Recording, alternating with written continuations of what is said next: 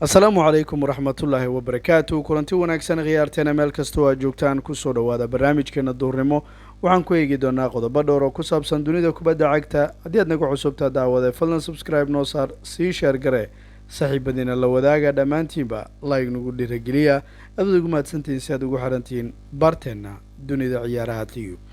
aanu ku bilownayna adiga kubadda cagta ee blues chelsea macalinkeeda thomas tuchel wuxuu habeenkii xalay toola qirtay in kooxdiisa ay guuldaratay isla markaana asbaabo aan la fahmi karin kooxda ay u guuldaraysatay midda koowaad wuxuu ku sheegay in xidiguhu ay ahaayeen kuwo culus marka la ego in midda labaad ay ahayd kooxda kubadda cagta ee blues chelsea mid iyadu aan caqli ahaan abuuri karin fursado ama xitaa go-aano xidigeed aysan qaadan karin sidoo kale wuxuu ku sheegay kooxda inay daalnaayeen isla markaana sidii la rabay aysan ahayn nadiga kubadda cagta blues chelsea iyadu waxaan ognahay tan iyo intii uu qabtay banaanka marka laga hadlayo 2 kulan banaanka kaliya looga soo adkaaday kulamada aweyga weliba markii ugu horreysay bay noqonaysaa kooxda kubadda cagta ee Chelsea macallin Thomas Tuchel in kulamo xiriir ay guuldareysanayso sidoo kale Chelsea waxaa la tilmaamayaa in markii ugu horreysay aan arkeen iyadu inay dhibaatoonayso laakiin su'aalo badan baa la iska weydiinayaa blues Chelsea lafsadeedu Chelsea miyay dhamaatay markaa qabsashadii Europe ama xitaa qabsashadii markaasi horyaalka waddanka Ingiriiska ama xitaa u tartamida koob inay qaado nadiga kubadda cagta ee blues Chelsea xilliyeedkan mise la dhihi karayaa afkaartiisu macalinka waa la aqriyay marka la eego naadiyada kale Yurub la dagaalamaya iyadoo markaa Pep Guardiola uu joojiyay iyadoo sidoo kale uu joojiyay macalinta markaasi Allegri haddana miyaa la dhihi karayaa dib bay ugu soo wareegi karaysaa horyaalka isla markaana koobkii horyaalka sanadkan uu doonayay ma qaadan karayo midda koowaad Chelsea hal arrin baa horta Thomas Tuchel laga sugayaa marka ay kooxda kufto kadib sidii dib lugaheeda ay ugu istaagi lahayd isla markaana aanu arki lahayn Chelsea oo markaasi kooxii waaweyn meel saaraysa sababtoo ah 2 kulan oo waaweyn ayaa adiga lagu garaacay laakiin xogaa yar xusuustiina dib aan u celiyo nadiga kubadda cagta blues Chelsea xilliyeedkii hore way ciyaartay isla markaana waxaad ogeedeen markii horyaalka ninkan uu isagu yimid uu u dagaalamay kooxdu طبعا وقت بي قبصتay kulamo xiriir bay iska adkaanaysay waliba kooxeedan ay la joojin waayay waliba aad baa loo markaasi amaanay laakiin ilbriqsi adag oo gilgila xilaareedkeeda ba Soomaaliya hadda xasuusataan xilaareedkii hore maalintii ugu dambeysay ay horta iyagu markaa ka mid noqdeen naadiyada u soo baxaya koobkii UEFA Champions League oo kaalinta afraad iyagu yimaadeen laakiin waxa ka horeeyay kulamo iyagu ay lumiyeen dhibcay ku xisaabtamayeen waana waxa shaki geliyay marka la eego nadiga kubadda cagta ee blues Chelsea xilaareedkeeda in qaab wanaagsan uu ku dhamaan karayo sababtoo ah koobkii FA Cup waa laga qaaday kulamadii horyaalka waa la tumay kooxdu mustawadeedu wuxuu noqday mid aan wanaagsaneyn waxa la yiri kooxdu waxa dhici karaysa marka iyadu in laga qaado Champions League waxaana musharax ahayd nadiga kubadda cagta ee Man City in ka badan inta Chelsea markaasi saadaalinta loo siiyay sidaas daraadeed nadiga kubadda cagta ee markaasi Chelsea waxaanu aragnay iyadu inay ku guuleystay koobka marka UEFA Champions League kadib koob labaad ay ku guuleystay waxaana marka asaas u ah inay ku guuleysay Champions League waayo haddii marka ay Champions League ku guuleysan kuma guuleysaneen koobka Super Cup ma tartantay marka la eego sidaas daraadeed nadiga kubadda cagta ee blues Chelsea markii xilaareedka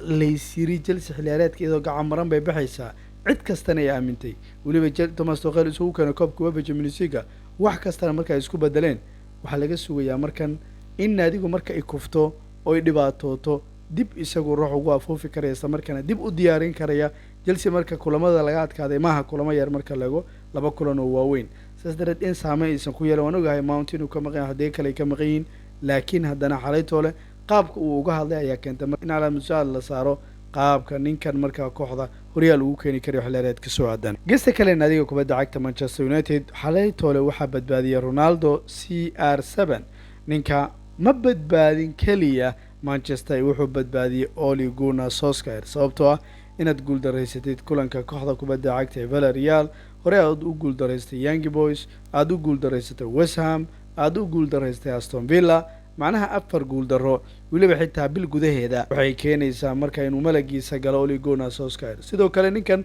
waxaad ogtiin isagu record inuu jibinayo cajiib uu yahay kama shakin kareen CR7 waayo ninkan isagu ku takhasusay markaasi in kooxaha weyn gool uu ka dhaliyo in markaa isagu waqtiga geerida lagu leeyahay ninka ugu badan wuxuu la mid yahay ninka markaasi Aguero taa ku tusinaysa markaa ruuxda ninka markasta uu isagu sii weynaado sida uu doonayo in markaasi gool uu dhaliyo inuu wax badan sameeyo waxaad ogtiin markaasi habeenkii xalaytooda markaa Ronaldo hadii xaadir uu ahaa habeenkii ka sii horeeyay Messi baa xaadir ahaa isla markaana ku guuleystay markaasi in dareenka uu xaday isla markaana xalaytooda si lamida Messi hadii uu xaday habeen hore Ronaldo ayaanu aragnay marka oo isaguna iftiinka xadaya isla markaana kooxda waqtiga marka dheeraadka lagu daray isagu kooxda usoo saaraya naadiga kubadda cagta Man Unitedna goob amaana geni laakiin hal mid marka la eego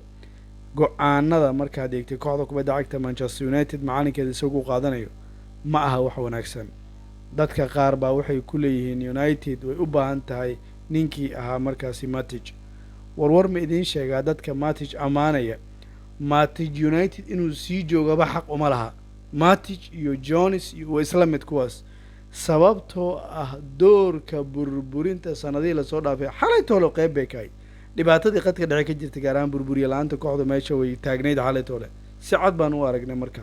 mashaakilkaas waa uu muuqday marka kuma noqonayno kamana hadli karayno waayo mashaakilku wuxuu ahaa mid soo noqnoqday isla markaana taagnaa habeenkii xalay toole kulamo badanna markaa isagu xaadir u ahaa markay timaado Manchester United iyo weliba xidiga markaa burburiyaha iyo xidigaha joogaada go-aanada ay qaadanayaan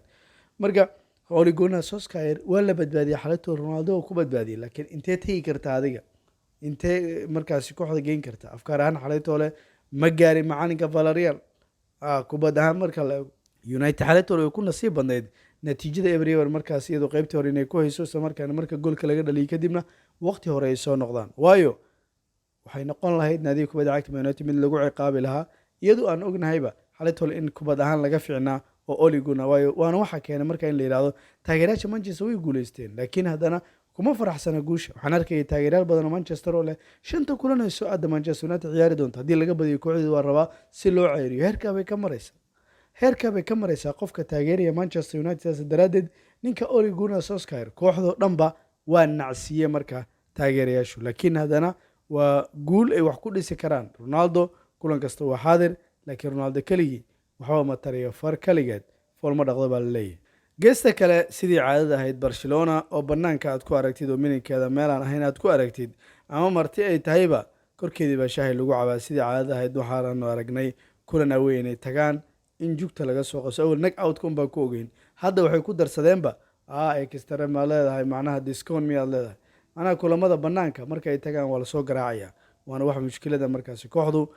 guuldarre keliya ma ahayn kooxdu maxaa yeelay guuldaradan waqtigee timid baa la isweydiinaya Barcelona guuldaradeedu waxay timid waqti adag waqti kooxda marna aan loo baahnayn inay guuldareysto iyadoo kooxda rajo heshay kulankii ugu dambeeyay reer Barcelona rajo weyn bay heleen waxay markaas rajadoodu ahayd inay ka guuleysteen kooxda Levante kooxdii marka Madrid babaraha ku soo celisay natiijo marka macquula xidigu ay u dagaaleen bandhig qurux badan ay keentay waxa lagu amaanayay kulankii la soo dhaafo waa bandhigooda inuu cajiib ah in isku daya ay leed kooxda in fursado ay abuureysay in marka gooshooda ay gaaraysay inay dadajiyeen kubadii in stock ay ka baxeen macnaha waxyaabo badan bay sameeyeen kulanka laakiin in wadadii iyo wada kale inaad marka u noqotid waxay tahay mid halisa la yaab ma laha Barcelona in marka laga adkaado waayo maxaa yeelay waqtidii ugu dambeeyay kooxdu iska dhibaatoonaysay oo arin markaasi waaw ma laakiin natiijada 3 gool in laga adkaado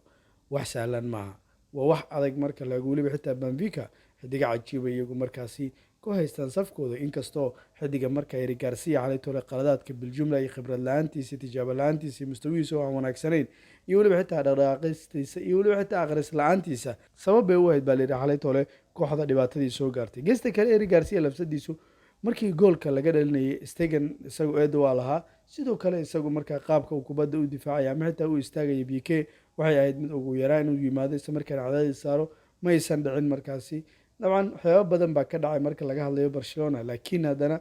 qayb bay ka tahay guuldaradan baa leeyahay waxyaabo badan oo marka hore ahaa isla markaana kooxda la dhibaatootay marka mawduucan lama filaan ma ahayn guuldarro ay soo gaartay laakiin tirada iyo natiijada geesta kale Barcelona san bay joogaysaa haddaan marka BK laga qaban BK xalay toole wixii loo ciyaarsiiyay ma garan karaysid xalay toole BK waa la iska bedelay mooyaane waayo masiibo buu ahaa tan kale kulamada ugu muhiimsan maxay tahay markaasi waxa loo bedelayo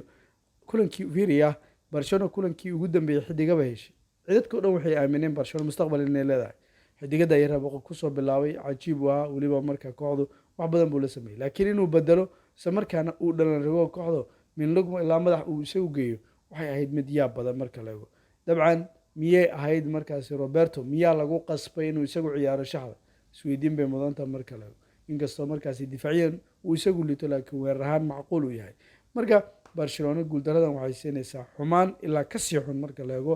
xaaladda kooxduna qatar bay gelinaysaa adigu maxay kula tahay